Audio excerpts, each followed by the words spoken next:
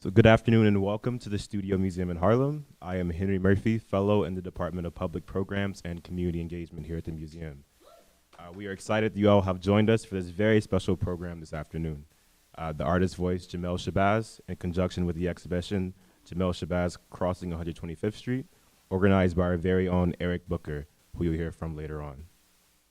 The exhibition celebrates 25 years of Shabazz's work in this neighborhood, which the museum has called home since 1968.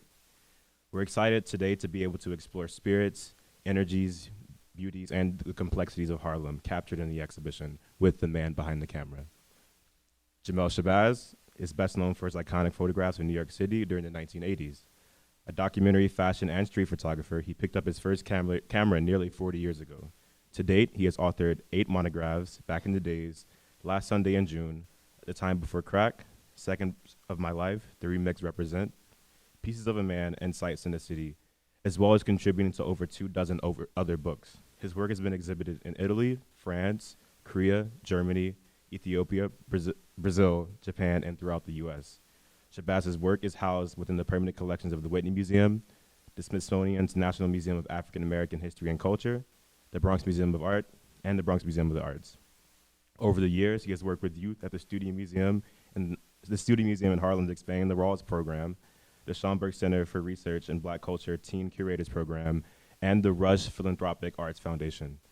Shabazz's goal is to contribute to the preservation of world history and culture while sharing his gift with the next generation of creative artists. So just give it up for a moment for Jamel Shabazz, please.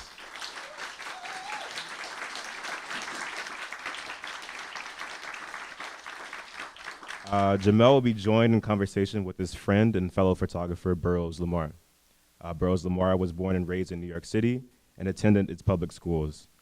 Burroughs has always owned a camera, but began to take photography seriously in 2007 when he decided to embark on a project of documenting every historic neighborhood of color in New York City. In 2008, a project sprang from the global phenomenon of gentrification that is having its effect on his native Harlem community, and his sensitivity to how it has impacted individuals' lives, its culture, and cohesion. He focused on a span of 5 years, 2008 to 2012, amassing over 50,000 images to document through still photography where possible, and used a voice recorder to capture personal narratives as well. Over the course of this project, 5 photographs were selected and published in the Studio Museum's publication, Harlem, A Century of Images, which came out in 2010. In the New York Times online book review of the publication, one of the photographs was selected as well. In 2011, his photographs were exhibited in a collaborative show at the Schomburg Library, and 6 are now in his permanent collection. So for a moment for Burroughs Lamar as well.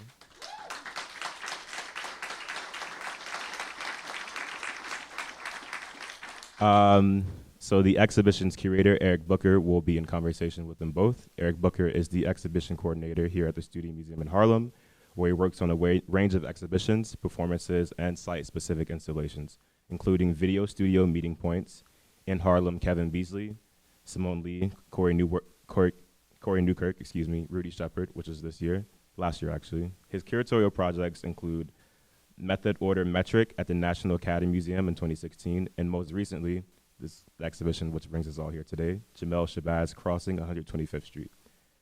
He received his BA from Michigan State University. So a moment for Eric as well.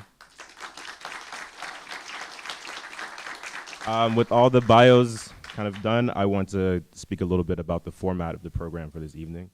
As soon as I step down, you'll hear from Jamel, who will do a brief presentation about his work in documenting Harlem, after which he'll be joined by Burroughs Lamar and Eric Booker on stage here for a brief conversation, followed by a Q&A.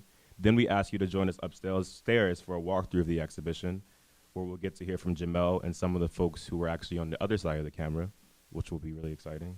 Part of that walkthrough will be led by teams from our Expanding the Walls photography program. Can y'all give a little wave? ETW? Yeah. You'll hear a little bit more about that program and some of the teams' work upstairs. Finally, after that, we invite you to join us for an hour-long photo walk on 125th Street, where we'll retrace the path that a lot of the photos you'll see in the exhibition were actually taken on. So thank you once again for joining us, and please welcome Jamel Shabazz to the stage.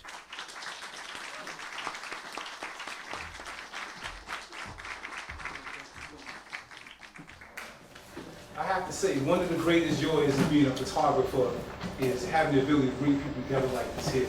And just seeing their faces in the audience, it really warms my heart to know that somehow photography and this exhibition have brought all these creative minds together. So thank you so much for taking the time out of your busy day to come and exchange thoughts with us. So thank you so much. I have to thank Eric Booker so much for reaching out to me and providing me with the invitation to participate in Crossing 120th History. Thank you so much. You know, this show is so close to my heart, so I respect the fact that you saw my vision and you created a platform for me.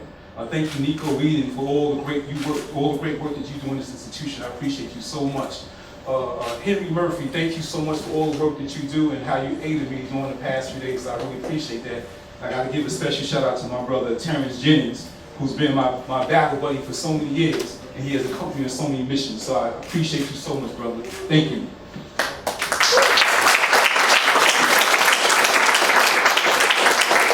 So I'd like to continue on by saying that I'm so grateful for the divine gift of vision. For without vision, I don't know where I'll be at today. Just having the ability to see is a divine gift. And with this gift, I want to use it to contribute some way to healing this world and preserving history and culture at the same time. So I wake up every day just grateful because I know there's so many around the world that can't see. So I'm just blessed to have this divine gift, not only vision, but the ability to exchange my thoughts and words. My journey starts here in South Brooklyn, Red Hook, which I was born in 1960. And I decided to start off with this photograph first because often this is the main image I want to showcase in all of my presentations. It represents me as a young child deciding to just make my way through the world. And I grew up in that project right across the street. And I took this photograph in 1995 when I went back to Old Timers Day, and I happened to see this young boy at a crossroads. And this is a street that I crossed so much in my life. And at this particular stage in my life, my curiosity started to develop. So I wanted to open up this work and pay recognition to my community and what it is to be a young child growing up in the 1960s. This book would transform my life at around 8, 9 years old. One of the greatest gifts my father gave me. A signed copy of this book was on my coffee table in our home. My father had a vast library, but it was something about this one book here, Black and White America. It was a signed copy on my table that spoke to me. It seemed like this book was tailor-made for me as a young black child coming of age. Not only did I look at the photographs in this book here, but I read every single page, went through the entire book. And it's through this book here I learned a whole new language. Not only did I learn about photography, but I learned about racism in America. You know, I learned the word nigger for the first time. I remember having my dictionary by my side at about 9 years old, trying to decipher words. So I would see the word nigger. I would see racism, discrimination, Confederacy, and I tried to understand the words. And no one really took time to explain it to me, so I had to find it on my own. My father wasn't even aware of the fact I was reading this book here, but I would go through the pages of this book for about 15, 20 years, and subconsciously a lot of the information would be embedded within my mind. Not only photography, but understanding politics and race in America. And it's through that book, Black and White America, I was introduced to Harlem for the first time. Being born and raised in Brooklyn at that time, all I knew was Brooklyn. But through Leonard Freed's book, which I give him so much credit for putting this book down in the early 1960s, it changed my life. And this is one of the first photographs I saw of Harlem. Prior to that, I had never even been to Harlem before, but through his works, I was able to see Harlem, Mississippi, Alabama, and just different aspects of black life. This is one of the first photographs in the book. And this inspired Leonard. This photograph was made in Berlin, Germany in 1960. And when Leonard Freed captured this photograph here, it confused him to know that you had black American soldiers fighting for freedom, justice, and equality in Germany, where blacks in America weren't getting justice. So he felt it was important to not only put this photograph in the beginning of the book, but through seeing this situation right here, it inspired him to return back to America and document black life in America. Life magazine contributed greatly to my vision coming of age as a child. Not only did Black and White America impact me, but the climate of America at that time. You could look at this photograph here and think that it's happening today. Here, this was taken 50 years ago, 1967. You have a young child shot in the street of Newark, and you have a young soldier in Vietnam. So I grew up studying Life magazine, and as a young child, Life became my history book, my photography book. It became a publication that taught me about history and sociology. I felt the need to create this image to give a reference point to what it was growing up in the 1960s. I'm 56 years old right now. Throughout my whole entire life, all I've known is war and destruction. These images have been a part of my life since the early days. So I felt it was important to just show this, just to give people an understanding on what my journey was like coming of age during this time. Vietnam impacted me greatly in civil rights because those were the programs that were often on TV. So I was constantly as a child trying to understand what's going on in the world. I had went to Catholic school for the first 8 years of my life, and it was very interesting because we spoke about thou shalt not kill, but I'm seeing this here and it's baffling me. And at the same time, it's showing me the power of photography. I give so much to James Van Der Zee because it's through the work of James Van Der Zee that I learned as I was coming of age that I saw the pride and dignity of black people. I was introduced to the Harlem Renaissance for the very first time. I saw black pride and dignity. Other than seeing the poverty and the brutality, James Van Der Zee captured the beauty of black people here in Harlem, and once again, it introduced me to a community outside my own and helped to develop seeds. It plants seeds that would help me be the photographer I am today. Of course, one of the great photographs by James Van Der Zee that showed me the beauty of street photography. So not only did I learn the science of street photography from Van Der Zee, but I saw the beauty of studio photography at the same time, and capturing just families and dignity and soldiers, and again, the pride. This is a photograph that I was asked to do for Suede magazine in the spirit of James Van Der Zee. It's a very important photograph of mine. The colors didn't come out right, but it was such an honor when Suede came to me and said that we want you to capture the spirit of James Van Der Zee through your photographs, and I was able to make this incredible photograph right here in tribute to a man who has given me so much. I have to give props to Gil Noble, because it's grown up in the 1970s that he had this program Like It Is that showed me not only the power of photography, but the importance of recording our history and culture. And Gil did an incredible job, and he served as a role model for me and my friends coming up of age. When we were 15, 16 years old, we called it the two Gils that were our teacher, and it was Gil Noble and Gil Scott Heron. They are the ones that provided us with a lot of insight and understanding beyond what any of our school teachers have ever done. When I read the autobiography of Malcolm X, it changed my life as a young man coming of age at about 15 years old. Around the same time I'm not going to say professionally, but at the same time I developed an interest in photography. I read the life of Malcolm and how he transitioned from being a common thug to a man of consciousness and concern. And it's in his book that helped me to understand the struggles that African Americans were going through in this country and his commitment to bringing about change. So when I read the book, it inspired me at 15 years old to want to be, in a sense, like Malcolm, and I wanted to heal my community. I wanted to go out there and talk to the pimps and the prostitutes and the drug dealers. I wanted to just bring about a sense of love and harmony to the best of my ability. You know, so I owe so much to Malcolm for, in a sense, showing me the path as a young man coming of age. You know, learning to get away from the bad habits and replace them with good habits. So I wanted to show this photograph here. I took it maybe about 8 years ago in Harlem. And it's just my tribute to a man who, in a sense, walked the streets of 125th Street like no one else.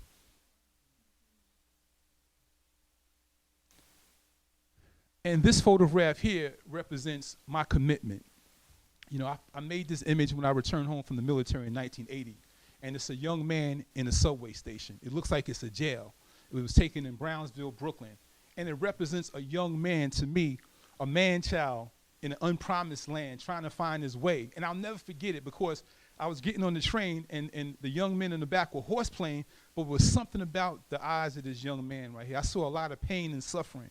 And to me, he was an angel that was reminding me of my job and my responsibility to young people, that I have to get out there and be proactive and work with a lot of young men who are at risk.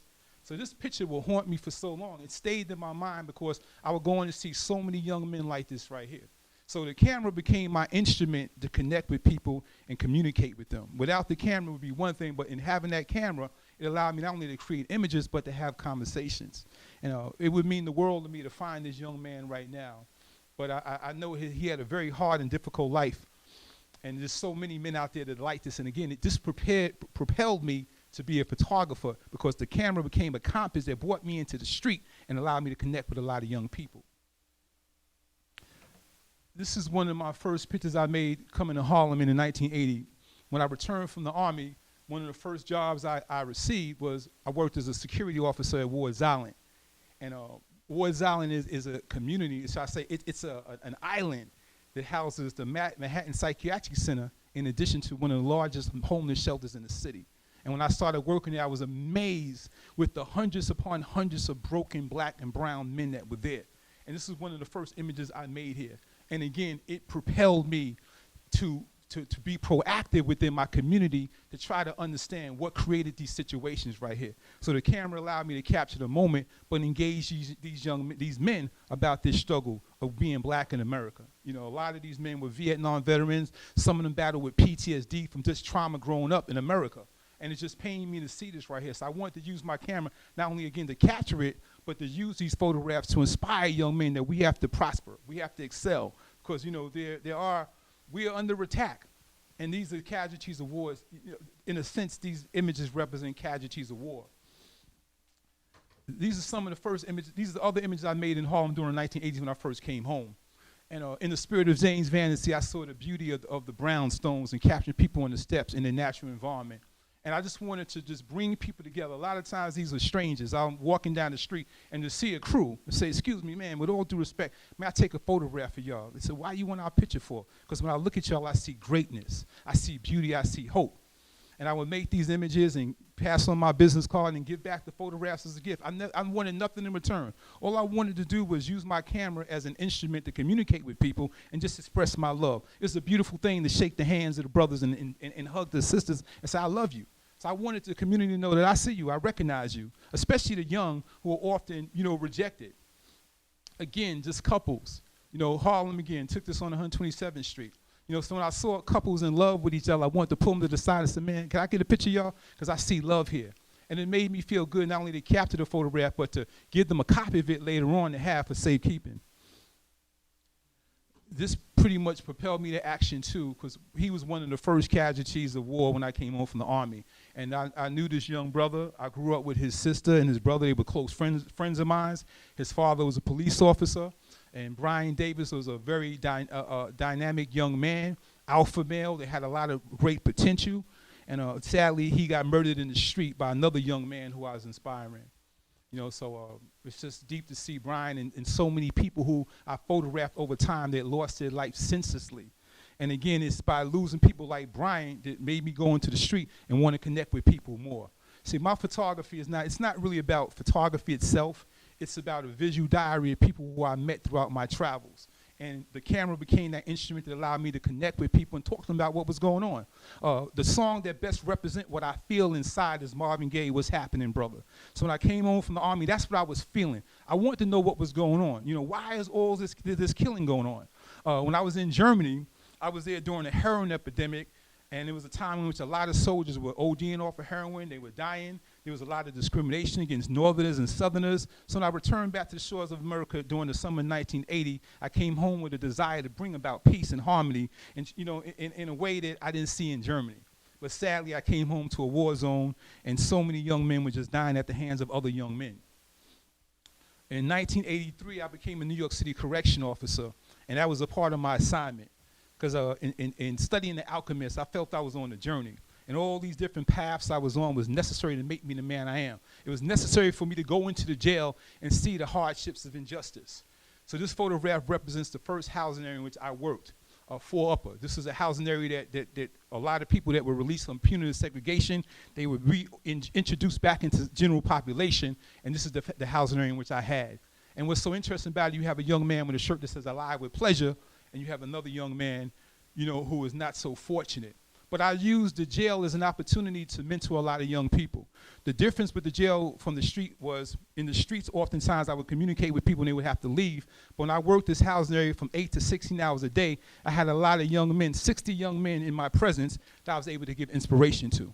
And I would oftentimes bring my photographs and use them as a point of conversation, speaking about the crack epidemic, speaking about prostitution and crime and the need to love one another, the importance of atonement. So I'm very blessed to have spent 20 years in jail. And that 20 years, I've been touched by the lives of so many men, and at the same time, so many men touched my life. And this photograph is very interesting right here because this is a part of the conversation. This is when I worked down in Manhattan at Central Booking. And it's a very sad situation because in working in Manhattan, all of the cases that come through Central Booking are Manhattan cases. So I would get a lot of young men from Harlem that would come through. And a lot of times it was for petty charges, criminal possession of a controlled substance. A lot of people battling drug addiction. And it's these moments, working in this area here, that made me want to come into Harlem and use my voice more to sound the alarm that something is going wrong here. Because when I became a correctional officer in 1983, crack cocaine had just hit. And so many people were falling victim to crack cocaine. And I'm seeing the destruction firsthand every day. And seeing people from my community falling. And it broke my heart. But at the same time, I felt blessed to be there because I was in a position to help guide so many young men and women. But after work, I would come to Harlem. And I would go on the street corner looking for people to talk to. I would let individuals know that, look, I'm a correction officer. I come from a very negative place. You don't want to go there. Be mindful of those drugs. It's a trap. This is a photograph I made at the funeral of Queen Mother Moore, a great community activist that done a lot, for the community over the years, a strong warrior. And I felt the need to record that moment. At any given point, if you have a question, do feel free to ask. Capturing love is always a very important element of my work. When I see couples who are in love or friends, I feel the need to aim my camera and reassure them that I see you. You're not invisible. That love is real, and we need to continue that love. And what's special about this photograph right here, they're not a couple, they're best friends coming from church. And I thought that was so beautiful, where you have a young man and woman who are not lovers, but they are good friends, and they even went to church with one another. So I said, that's an important story that has to be captured. Yes? What photo was that? Oh, no, that wasn't staged. That was a spontaneous moment. I was in my booth, and the young man was on the phone. I just saw it, and I took it. I could not stage that shot. That's a reflection of my journey. And another aspect of Harlem, inspired by James Van Der Zee, how he captured everyday people in the community. So I felt the need to just show another side of Harlem to get balance, because oftentimes we see the negative side, or we hear the negative, but I see the pride and the dignity. And it needs to be captured. In my conversations with young men, I let them know that too. First it gives me a chance to engage them. And I love to say, excuse me, brothers, with all due respect, I'm a photographer. May I record your legacy? When I look at you, man, I see greatness and hope, and we need you to make this world a better world. So I'm not trying to be self-righteous, but I strive to take that moment to just plant a seed when I'm in a position to engage people in conversation. Because we live in a society today where we don't speak to each other. So photography has given me a voice. Showing fatherhood is a very important element in my work, because we often hear about absent fathers, but many of us, we see fathers that they do exist. So this photograph is very important to me, to capture a father with his two sons. Brotherhood, one of my most important photographs. We live in a time where we are so divided, but it's something about, this is a part of a series on handshakes. I wanted to show men shaking hands and having the spirit of brotherly love with one another. And I took this photograph right outside this building. So it's very dear to me because it's a reflection of what I feel. I was raised under the mantra of, I want for my brothers, I want for myself. And I sincerely want that. When I see my brothers on the street, I want the very best for them. So this photograph really epitomizes, that feeling inside. And these are two men that didn't even know each other. And I happened to see something was coming on, and I got on top of a barrier, and I captured this moment. It means a lot to me when I share. It's been my profile picture on a lot of my pages, and it's just something that I wish for now in a time when there's so much division. And that's it. Thank you very much.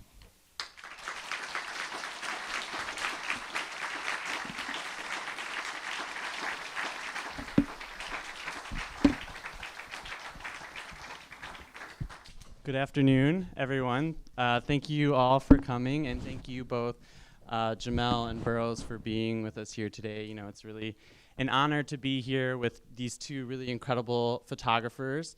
And of course, I want to thank Nico and Henry and Rachel and the public programs team for making this program possible. I had the pleasure of working with you, Jamel, on Crossing 125th, which we'll go see together upstairs right after this.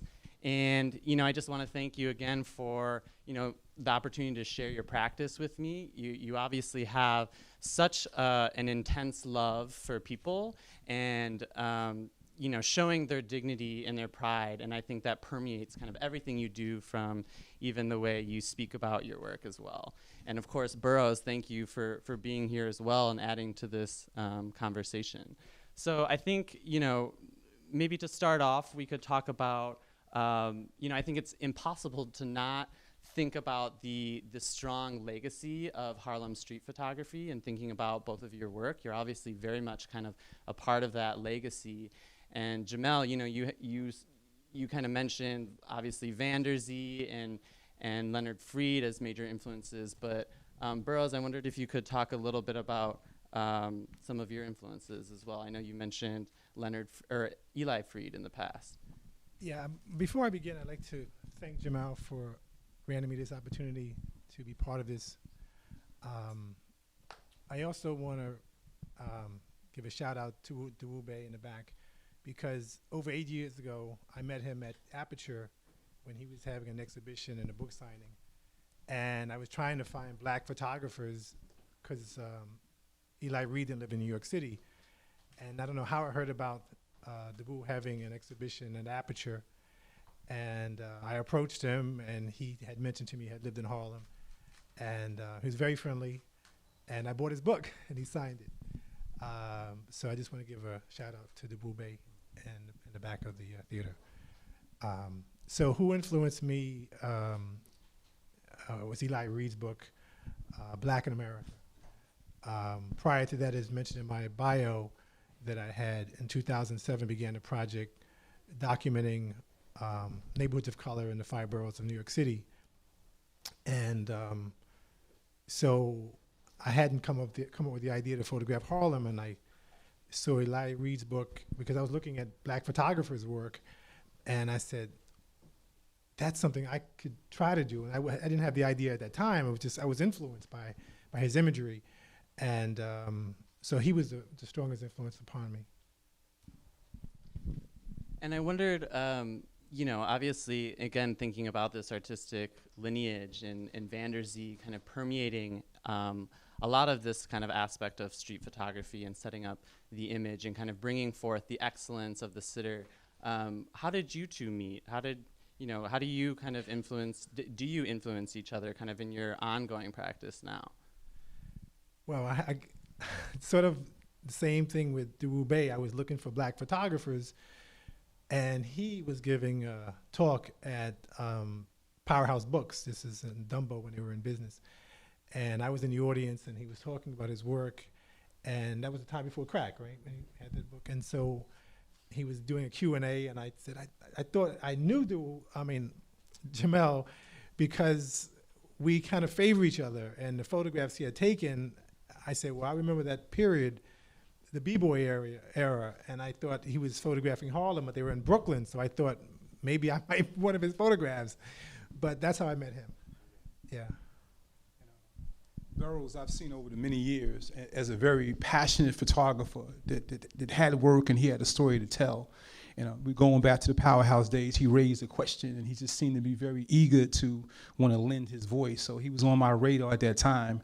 And over the many years, I just watched him to grow. And I said, when the time is right, I'm going to do all I can in my power to help present a platform for him, because I feel he has a very important story to tell. So I've known him for a number of years now. He's an incredible photographer, and he has an important story to share in terms of his journey coming of age in Harlem and document it.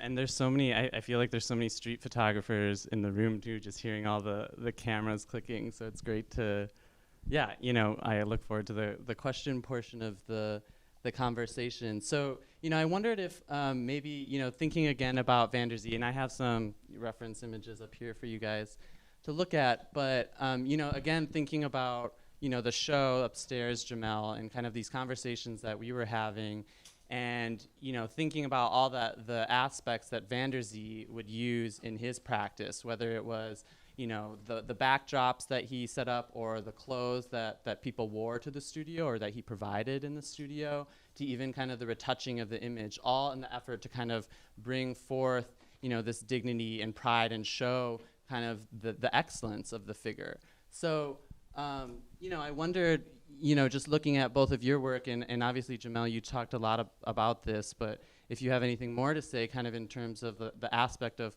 how you set up your photographs in the street, and you as well, Burroughs. Yes. James Vanderzee really, provided me with a platform to understand and, pose photographs and composition and the importance of having different elements in terms of props incorporated.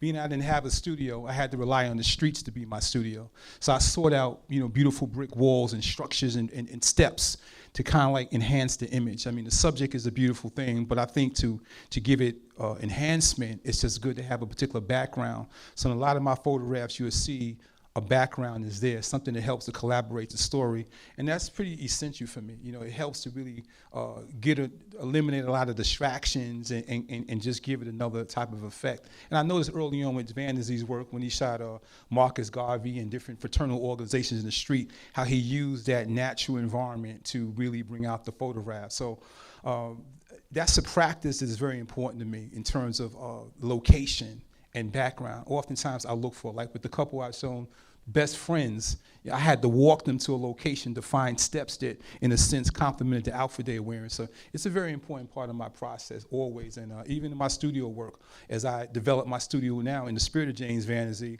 I want to have an environment where I have different props and people can come sit comfortably and allow me to just record their history. My project is almost the reverse of street photography in terms of when I began to study photography from reading looking at websites and reading what documentary photographers actually do.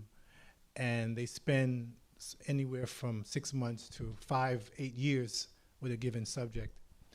And given that I was born and raised and still live in Harlem, I knew most of the people in this community who knew someone who would know someone. And so I entitled my project Harlem Hidden in Plain Sight. And the reason why I entitled that was because people who walk around Harlem don't see what's behind the doors. They don't know what's going on in a basement or in a church or in an apartment building. So through my contacts in the community, I was able to go inside people's businesses, into organizations, activities, family events, fashion shows, funeral homes. I've been in just about, I can't say every place in Harlem, but I've been to most places in Harlem of significance. Many of you may know you walk across 125th Street between 125th and 124th. There used to be Lenox Lounge. I was there the night that Alvin Reed, who owned Lenox Lounge, and I went to the community board meeting when he was trying to fight to retain the business there. And it was a very sad experience because the person who was going to occupy the space that he had a whole presentation with all these photographs and a layout and making this presentation at Community Board 10. And I was there and I was photographing it. And the thing that was really sad about the experience was they wouldn't really give him a chance to make his point. And he was being evicted. So that's just one example of some, like I said, when you walk out of here today and you walk by where Lenox Lounge was, through my relationships, I was able to meet him. Politicians, Al Sharpton, I was just shot at his Martin Luther King annual meeting at his, what's the name of it again now? Anyway, his organization up in Harlem. So I want to tell the story of Harlem really is a community of hardworking people. And many times you see images of Harlem where people are destitute. They are, have mental illness, substance abuse, impoverished. And I go to work every morning, and the people I get on the subway with waiting for the train are working people. The same thing with people who live in the projects. I lived in the projects for 7 years. And people who live in the projects work. But if you see the images of the projects, it's always the welfare woman with a child or several children pushing a stroller, or the guy with his pants sagging or something like that, or doing something criminal. So my project is to show the vibrancy of this community, the everyday person, yes, I have photographed some famous people in Harlem, but that comes along with the territory. But my focus is on the average working person in this community who's living their life daily, trying to survive, but showing you inside what you won't see ever walking down the streets of any boulevard in Harlem, because you're not going to get access into these places. And so that's what my project's about. So when you talk about the environmental portrait in terms of the street, yes, I try to create. When I say create, I want the image to not be out of focus. They're called bokeh, where the background is in focus and you can see the environment. So whether it's the marquee of the Apollo Theater or a basketball court or a building like Graham Court, which is 116th and 7th Avenue, you know exactly where it is in Harlem. And I think that's, you know, what you said, Burroughs, and obviously what you were saying, Jamel, kind of what's so amazing about your practice is it kind of works as a corrective lens in a way, I think, to a larger, you know, predominantly negative narratives. And also, I think there's something really to be said about, you know, both of you, obviously you've both photographed, like you said, all over the city, Jamel, even over the world, Burroughs, and I don't know if you have as well, but, you know, Harlem as a very special, specific place, and a story that you're telling that is kind of representative of a larger kind of Black experience throughout America. And so I think that there, you know, are so many different aspects that you're picking up in your photographs as well. Jamel, you mentioned, you know, your deuce portraits, as you refer to them, or dual portraits, you know, in your introduction. So I wondered if you could, you know, these are a couple images or photographs that are included in the exhibition now. But, you know, again, thinking about, you know, these bonds that you're kind of commemorating or documenting through the work, and specifically, you know, these bonds held between, you know, whether it's twins or siblings or lovers. I wondered if you could talk a little bit more about this ongoing series. It was pretty much something I was doing subconsciously. You know, as I started to reevaluate my work, I started to see that I had a lot of couples. And it was really first brought to my attention by the photo editor of Vibe magazine, George Pitts, when I went for a portfolio review, and he brought it to my attention. He started to see there was a pattern that I shot people in twos. And I realized that why I was doing it was because it made it a lot easier. Oftentimes you might see one person walking down the street that you may want to photograph. It's kind of complicated. You know, it's a gamble if that person is going to agree to allow you to photograph them. But I started to find that when there's two people, you know, it makes it a lot easier. One may disagree, the other might say, you know what, I'm down for it, and it sways them over. And I found that was a common pattern. And then I also noticed that photographing twins was easy because they wanted to be seen and recognized. There was something special about twins. When I saw those two young guys there, I knew beyond a shadow of a doubt they was going to say yes. So when you study the science of body language, you know that twins are a yes, because people already recognizing them, you know. So for me as a photographer, and again, study body language, you know that those are easy to go. Twins and best friends, sisters, you know. And even in my conversations, you know, when I approach my subjects, because I always, whenever feasible, I ask permission. So when you see twins, you know, it's like, man, you know, I got to get a picture of y'all brothers. You know, y'all can't just walk by 125th Street and not let me get y'all. Totally. I got to get y'all. So it starts a conversation, makes it fun. It allows me to pose them at the same time too, because with this photograph here, they were both standing. They said, well, what do you want me to do? I said, well, you crouch down and go like that. So it allows me to have fun with them at the same time and secure the legacy. With these sisters right here, they were best friends. You know, so that's another thing. It starts a conversation. You know, when I look at you sisters, I see something special. See, yeah, we best friends. All right, boom, there's a shot. The sisters right here is easy. Let me get a shot of y'all, you know. So it's been a project of mine for a long time, to the point where as I started to go through my archive, I realized I have thousands upon thousands of photographs of two people. So I decided to do a book called Deuces. So hopefully that will be my forthcoming book, just showing all of the couples I've documented, not only here but around the world. Great.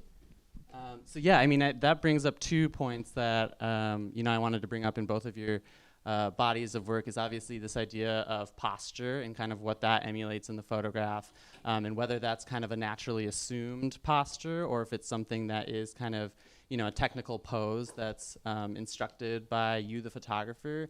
And then also, obviously, just looking at, these three very vibrant images is kind of street fashion and style that is kind of, such a major part of, photographing and working on the street. So I wondered, just if you could talk about, how you see those different aspects of the work playing through your photographs, or is that something that, do you go out like one day in photographing and say that, I want to focus on this, or I want to, kind of emulate this through my subjects, or is it something that is this kind of like natural kind of vibrant rhythm of the street? It's a combination. My father taught me the importance as a photographer to have themes. So when I walk out my house, I already have ideas in my mind on what I'm going to shoot. I know I'm working on fathers and sons, twins, best friends, fraternal organizations. So there's already a number of ideas already in my mind. So when I travel and I see it, I capture it. And you both have documented parades and events too, so that obviously lends a certain sort of context or subject matter for the photographs. Yes, and with these particular images right here too, I like to make the common person feel special and visible, because oftentimes, we focus on the stars, but there's so many beautiful people walking down the street every day. I want to recognize them, and photography has allowed me to see through my third eye, and I'm seeing things that some people might overlook. And I'm just seeing the beauty amongst so many people, and I want to record that. And at the same time, I want to have a conversation with you. It doesn't have to be long-winded, but I want to at least engage you to find out more about who you are, and why did we meet on this great path of life too? Because again, it's beyond photography. It's about my journey, and I feel that everything happens in life for a reason. So we met on this particular path of life for a reason. I don't know who you are and why we met. But let me just take a few minutes to have a conversation with you and exchange. Here's my business card, and perhaps we might cross paths again in the near future. And I think that human-to-human interaction is like really comes through in the photograph too. It's like you're documenting this really kind of special moment that you're having between you and a stranger, perhaps somebody who doesn't become a stranger anymore, but you follow in life later. Yes. So that's, this brings up this idea of kind of the family or community album that I think is really present in both of your, bodies of work. Obviously, your work in Harlem as well. And I know, Burroughs, that, you mentioned before or it was Henry, I think, that mentioned your gentrification project as well. So I wondered if you could, tell us a little bit about that and, and thinking about this idea of a community album. Okay, so the two images behind me, the woman and the man, came out of a project that I submitted to the Hahnemann Foundation for Documentary Studies at Duke University.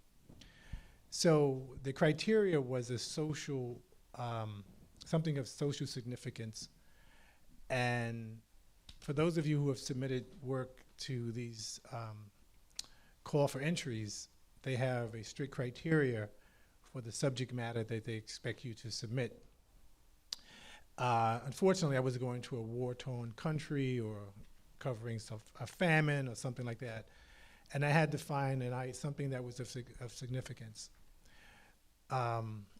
Everybody in this room has heard the word gentrification. It's thrown around a lot, and what does it actually means? It means involuntary displacement. Involuntary displacement means that you are going to be stressed from wondering if you're going to live where you live every day. And in Harlem, just as it is happening throughout the United States and even certain parts of the world, people are involuntarily displaced because of capitalism, right? So that's a global problem where capitalism is the mainstay and people are the refuse of it. So there was an article in the New York Times by a professor at Columbia University, I think he was a psychologist, and he had written about the stress of people losing their homes. And so that was the idea for the project. I work for the New York City Department of Health and Mental Hygiene and Behavioral Health Forensic Psychiatry. And I know what the ravages of mental illness is from working in this field for 14 years, just like Jamel has worked in the criminal justice system. And when you're under stress, you're going to be behaving differently, right? Because when you're not under stress, you can think clearly, you can behave rationally. But when you're under stress and you're feeling threatened, you're going to have problems with sleep. You may have problems concentrating. You may have problems forgetting things, whatever. So this was on my mind when I was looking for an idea to come up with. And gentrification causes those anxieties. And so when I read the requirements for the call for entries, I said, this is a social crisis. And so I went about over 3 weeks, weekends rather, in 4 different parts of Harlem, asking people randomly on the street what they thought about gentrification. And the woman here, she's actually a street vendor. You don't see her table. And so she's an entrepreneur, right? So she has her own business. And so I asked her, the question was, how do you feel about gentrification, the change in Harlem? I'm not going to read the whole, her whole response, but excuse me. Go ahead. So Eric wanted to pick one person that had a positive response to gentrification and a person that had a negative response to gentrification. So her response to gentrification, that she wasn't bothered by it. She felt that even though there is gentrification occurring in Harlem, that black people would still live in Harlem despite gentrification. There would still be black people living here. The other person on the bench, he felt differently about it because he fortunately was a retiree. He was in a fixed income, and he wasn't worried too much because where he was living, he wasn't going to get evicted. He had a daughter that was a real estate broker, and she was telling him, for those of you who have been over to Marcus Garvey Park, there's a lot of brownstones over there.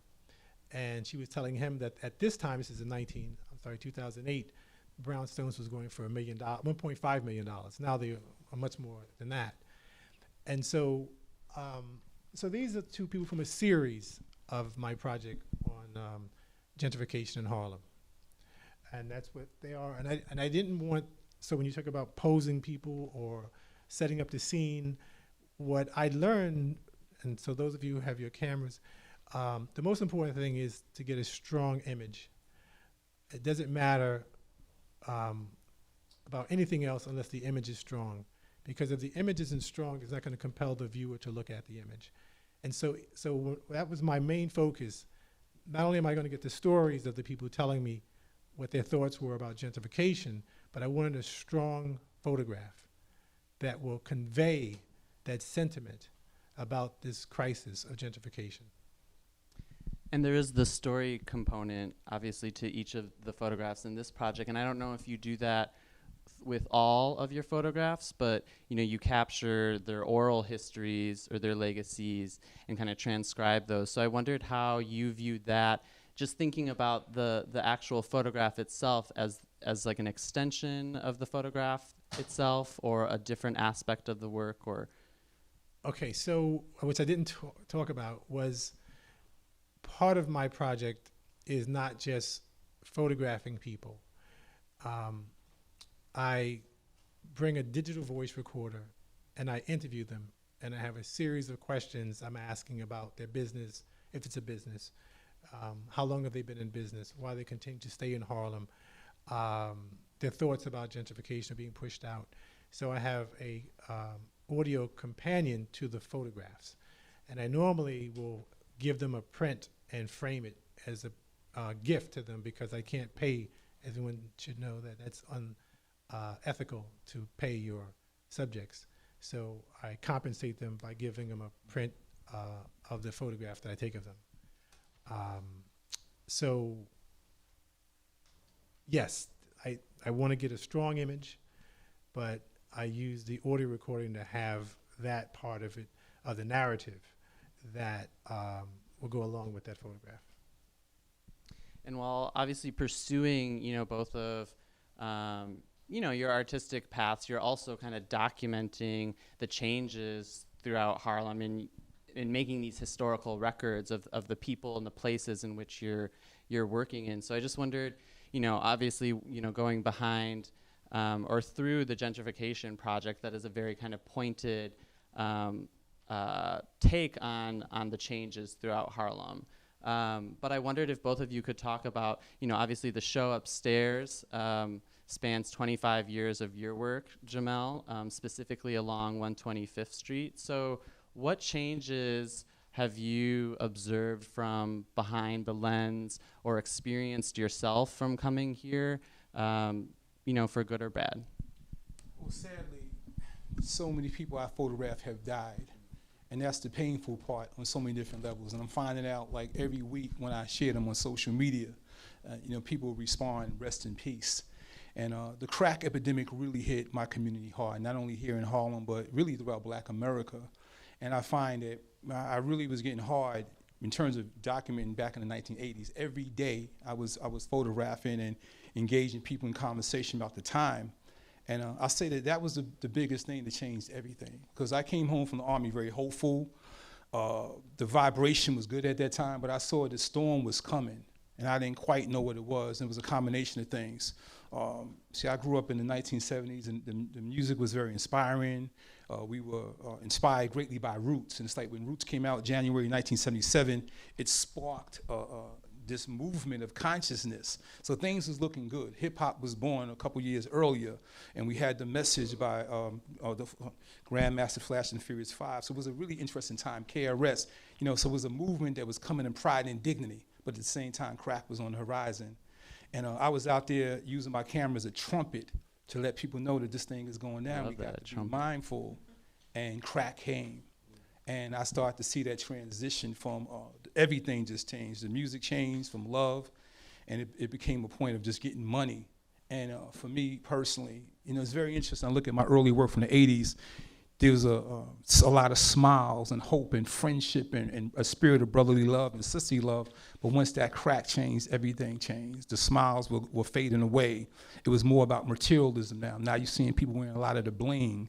And as time went on, just so much death and destruction. I can't believe it. It just amazes me the amount of people I photographed, young people that didn't make it till 25 years old. And again, it's through posting these photographs on social media that I'm learning the fate of so many people.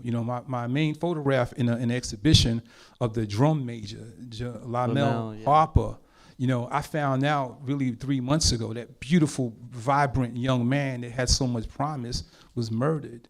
And I didn't know that until I posted the photograph on social media.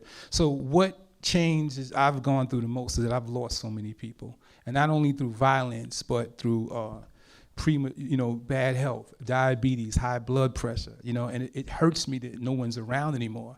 So as I look around, so few around, and now what's happening is that the children are coming to me saying, you have a picture of my father, my mother who is no longer here. And it's very painful. So for me, as one who's been around for a long time documenting, I'm not seeing people I know that much anymore because they're gone. So for me, on a personal level, the biggest change I'm seeing is that what happened to all of my people? I had their images. I've been able to record their legacy, their memory, but physically they're no longer here. Well, I'm 2 years older than Jamel, and I'm born and raised in Harlem. So I've seen Harlem from the 1960s, the 70s, the 80s, 90s, 2000s, and I've seen this community go from, the thing about Harlem that most people who have not lived this experience is when you walk out this building and you walk down the streets, each of these blocks, there's stories that if you didn't live in these blocks, you won't know that that's the corner you met someone, or maybe saw someone get robbed, or you see the police or a fire in a building or whatever. So when people walk down these streets, they have no idea. It's like a civilization, like you're going back in time. And you don't see it because you weren't here. You don't have any memories of it. There's a song by Marvin Gaye, actually Marvin Gaye and Gladys Knight and the Pips, because I heard it through the Grapevine. And it's not a song. What the Grapevine really meant was, let's say you lived on 116th Street and 8th Avenue, and something happened on 116th and 8th Avenue. The people on 116th and 8th Avenue will tell the person on 117th Street, and then it goes to 118th Street. So people on 150th Street will know what happened on 116th Street, because that's the Grapevine. The news would travel all around the community like that. So when Jamel talked about what's not here anymore, is those links from one neighborhood, from one block to the next block to the next block, whether it was good news, bad news, or what have you. This is how this community had its own sort of network of speaking to people, handshakes, slang. There's a saying called the Harlem state of mind. And so what is a Harlem state of mind? A Harlem state of mind, there's a saying, he had a saying, I forgot what he said, but there was a saying in Harlem called each one teach one, which came out like a basketball program. And there was this period of time during the late 1960s, early 1970s when the Black Power movement was in vogue, right? And I was a child, that's what the Black Panther Party was 120th and 7th Avenue. And I used to walk by the Black Panther Party. And if you hear anything about the Black Panther Party, it was always sort of this militant group that was about violence, right? But they weren't about violence. They were actually a community-based self-help organization. They weren't about killing people. But that's what may be portrayed. But as a child, I used to walk by their headquarters. I think I was about 10 years old. I remember when there was gangs.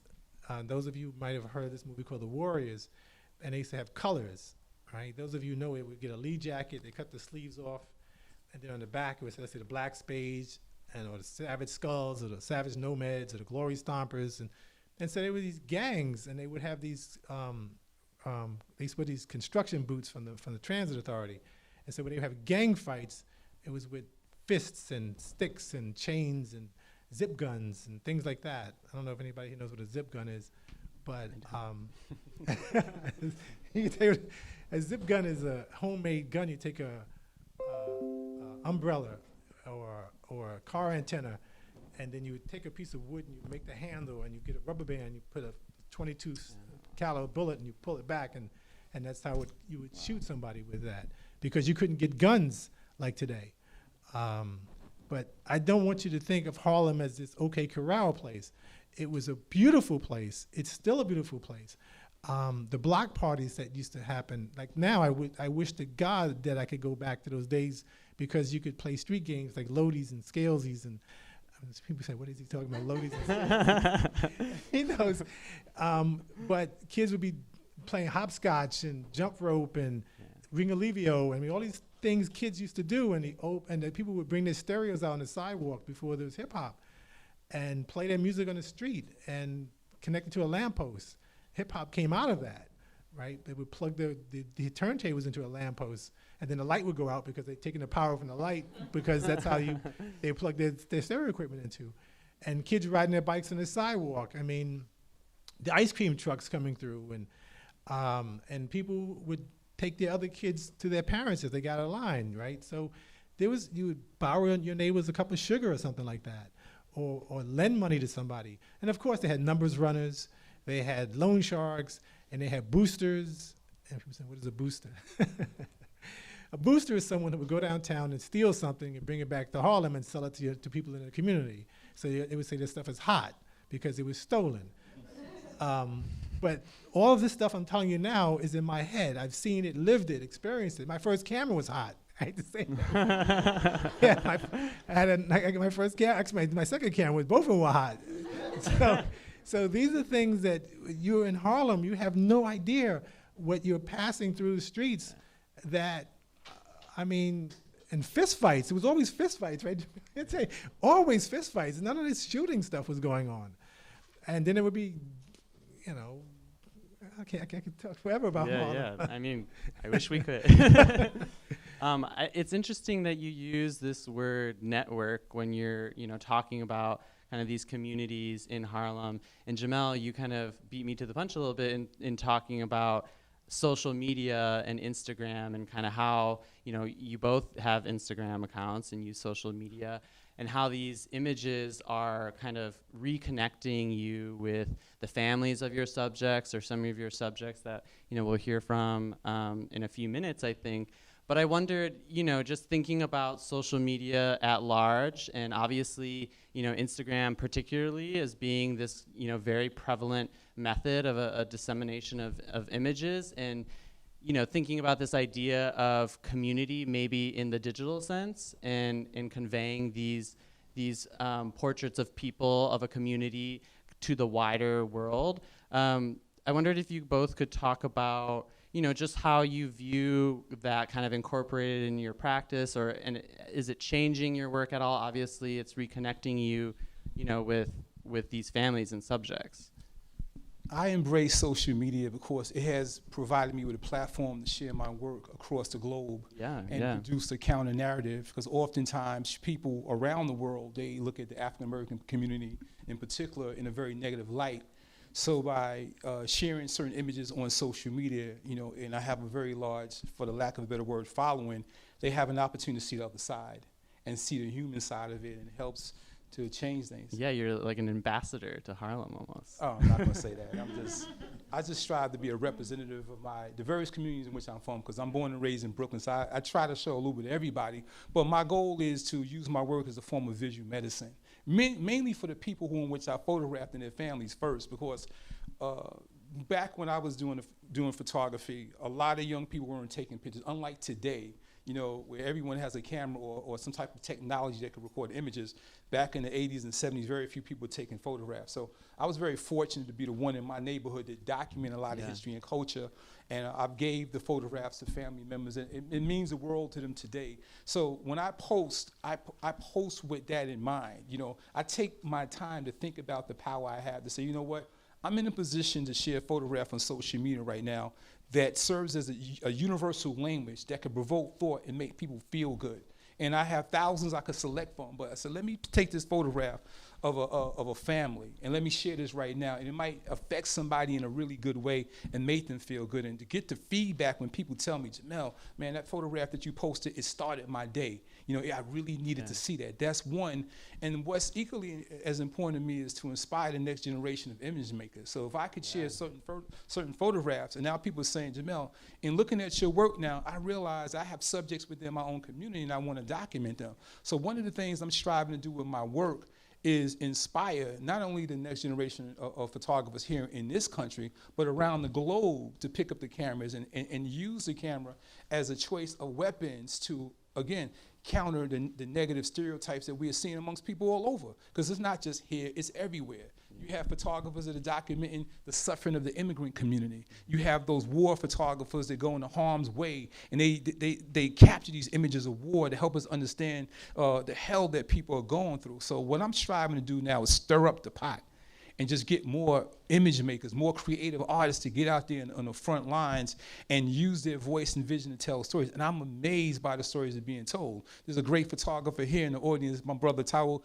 Beatrice, and the two beautiful daughters who I photographed, who was a professor, a scholar, who is using his camera to document different situations going on in terms of injustice and just black people in general. He just returned from Colombia with an incredible body of work on Afro-Latinos. So my goal right now is just help to do my part. Like Leonard Freed inspired me to pick up the camera and use that as an instrument to battle the counter narrative. I'm striving to do the same thing right now, and it's really making a difference, and it touches my heart because I'm getting so much feedback every day, not only through my photographs, but from my Facebook page. I'm looking at what can I do to make a difference in the world. Let me play a song. I mean, the photographs are one thing, but those who follow me on social media, it goes beyond the images. It's like, let me play a song. Perhaps this song by Harold Melvin and Blue Notes, Wake Up Everybody. Let me play this today at a particular hour, and it could resonate around the world and maybe make someone feel good in a time of so much hate and uncertainty. So be honest with you, these next 4 years, I gotta go hard because I don't like what I'm seeing. And it's something about what's going on, and artists are the gatekeepers. Yeah. Art, as we know, is a universal language, and we need all hands on deck right now. We need artists, we need poets, we need musicians. Everyone has to play a role because we are living in some very hateful, uncertain times. And again, art is a universal language that can change it. And it was always the artists early on that lend their voice. So I mirror the words of Harry Belafonte and Paul Robeson. The artists are, in fact, the gatekeepers. Yeah. And we have a social responsibility to use all means necessary. And right now, social media to me is one of the best means that we could use right now to convey a message, globally. Yeah, I mean, it's pretty incredible that you're able to kind of deploy or use social media as a tool, like the tool that you use your camera with in terms of a tool for change and social justice. And I think there is an immediacy with social media too that I think, just adds another layer of importance and complexity to how you're sharing these images. And it has to be a balance too, because be honest with you, I'm seeing things on social media that are very depressing too. So there has to be a counterbalance of the fights, because that stuff can weigh you down. Yeah. And it's like, my God, what is the world coming to? So I have to do what I can to, again, produce some type of balance to all of this madness, because it's like the opposition is this. So you could post a family, and then someone will post a dysfunctional family in real time on video. Right. It's like, we got to fight this, because now what happened now with technology, the bad part, everything is being recorded right now. So you're seeing the fights, and people say, no, break it up. And it's like, my God, what's going on here? And it's just so much. So like I said, all creative minds got to come together like never before, because it's really getting bad out there. Yeah, I couldn't agree more. I think we've run out of time, so if we want to open up for a question or two to the audience. Back there.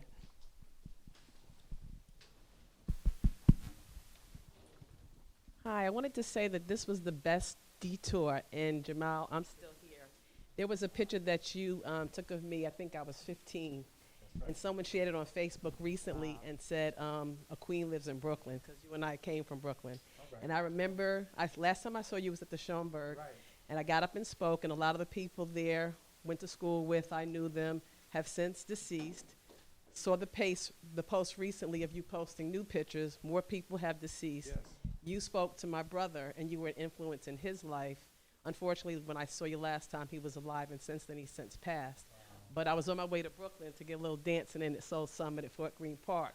But when I saw this yesterday, I said, I got to make a detour. So we're all not gone. I'm still here. And thank you for being an influence in my life. And thank you so much.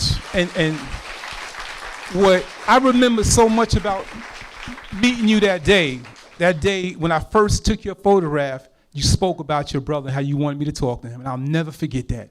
And the photograph is the evidence of the conversation. I remember you loved your brother so much, and you wanted me to talk to him. So I thank you for sharing that with me. It's painful, but I'm glad that you still standing, and I really appreciate those words. It's because of you that I do the work that I do. Thank you so much.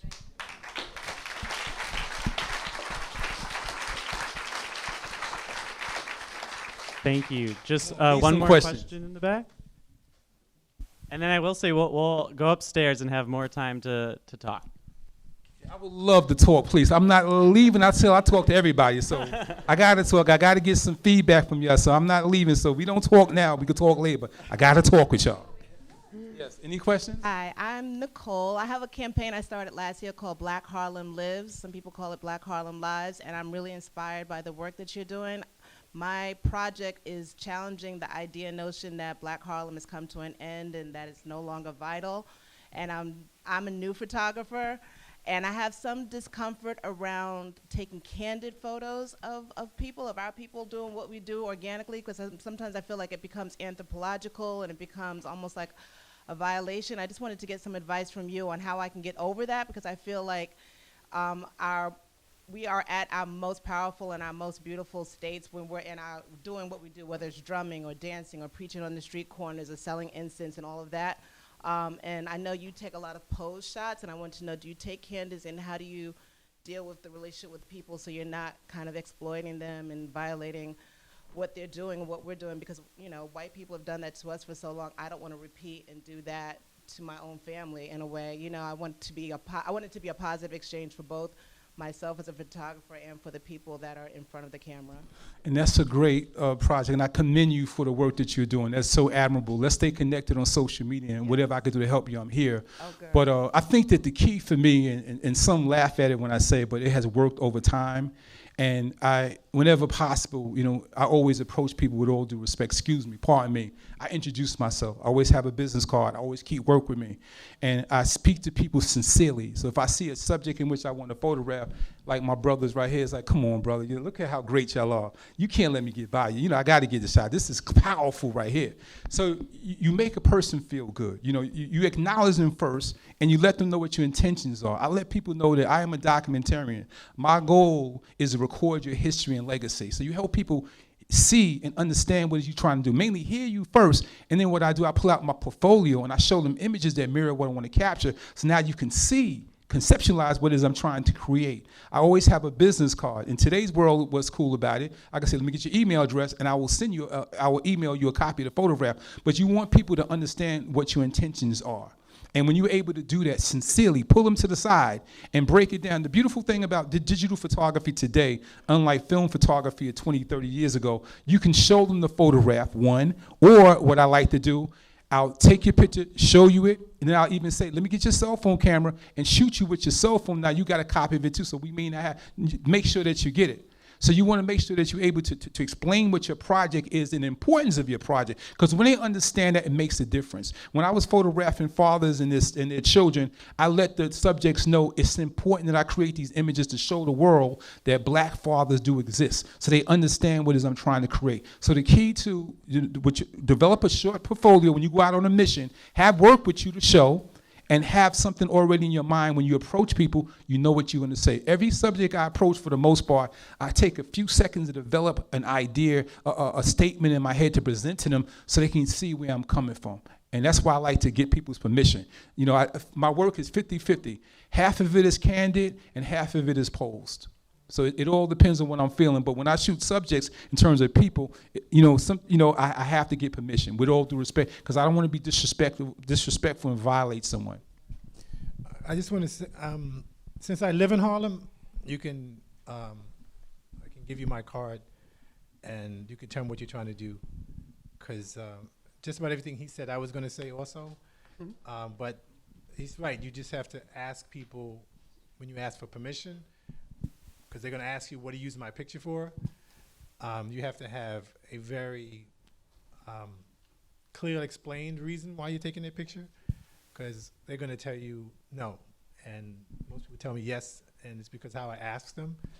And that's what you have to work on, developing your ask, and you'll find more people are going to tell you yes than no. I think we have one more question in the front.